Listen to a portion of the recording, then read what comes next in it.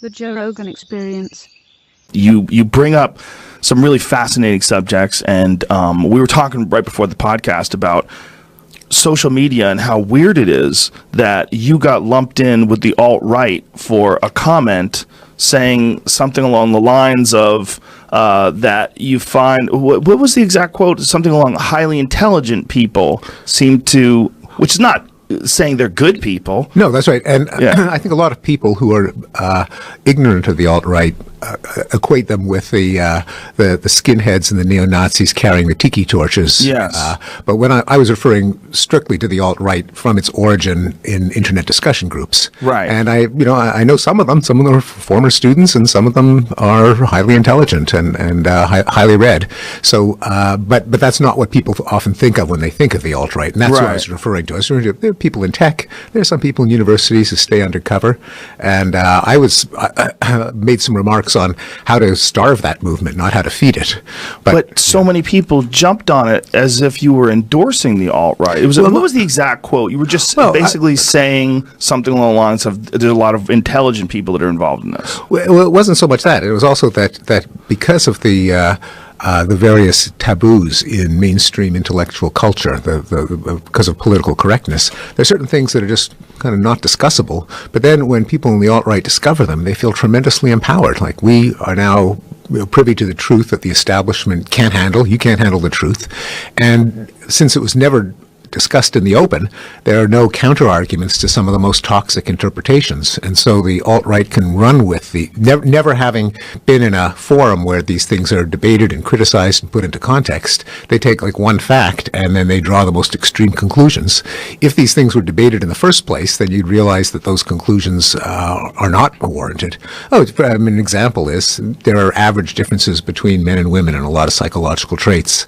Now, if that's, and that's often quite taboo in intellectual circles for, I think, bizarre reasons. I think there are people who think that somehow women's rights depend on men and women being indistinguishable, which I think is a bad equation in the first place. I agree. But as soon as you come across the fact that men and women on average are different, you also come across the fact that men and women overlap in a lot of these traits, that whatever trait you name that men on average are better at than women, or vice versa, there are a lot of women who are better than a lot of men, or vice versa. And so you can't really judge an individual from the average of their sex. Also, even though there are some traits where men score a little better than women, there are some traits where women score a little better than men. And that's the complete picture. But the thing is that if the entire subject is out of bounds, you never get to present the complete picture, and some people run away with, men and women are totally different. What are your thoughts on how the subject got out of bounds? Because it's very confusing to me that certain subjects, like the differences between genders, are so taboo when they seem so obvious. I mean, you just could go to a mall and just look at the way the men dress and the women dress, and you go, well, there's some obvious distinctions here. Right. There's a history to it, right? Because there were a lot of cockamamie theories in the 19th century and a lot of the 20th century that men were intellectual and women were not, and women were governed by their emotions, and if women thought too much, it would take blood away from their ovaries and their womb, and they wouldn't be fertile, and then they'd be all miserable. I mean, really, like, crazy stuff. And as a reaction to that, in the 70s, when the second wave of feminism became prominent, it became almost an article of faith that there were no differences between men and women. And so if you say that there are differences between men and women, you're sending women back to the kitchen and the nursery. Now, this is a total non sequitur, because fairness is not the same as sameness.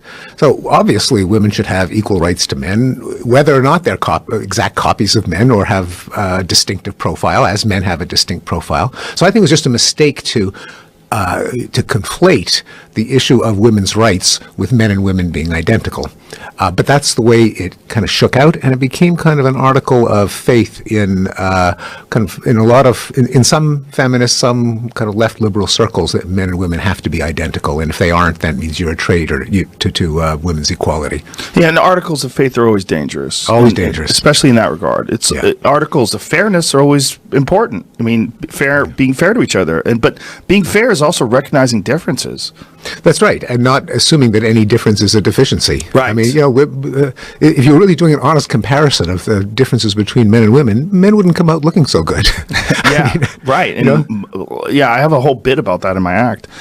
When we're looking at the reaction to this, though, what was strange to me was how many people seemed like they wanted to jump on board and criticize you. And I think a lot of it is almost like to take away some of the potential criticism of themselves. Like, it's instant claiming of the moral high ground, virtue signaling, and it's just very disappointing when you see this from intellectuals and college professors and people that should know better. I mean, to be fair, I did not get into much trouble from my peers and among professors and grad students and so on. There are a couple of trolls who ran with it, but by and large, the mainstream reaction was that this is almost a sign of, as the New York Times put it, that social media is making us stupid. Yeah, that was the article, the cover, right. The name of the title of the article in the Times. Yeah, so it was. So by and large, I came out of it okay, but it was a real indication of how these mobs of outrage can corrupt any kind of intelligent discourse. Yeah, well, subtle discussions, the discussions that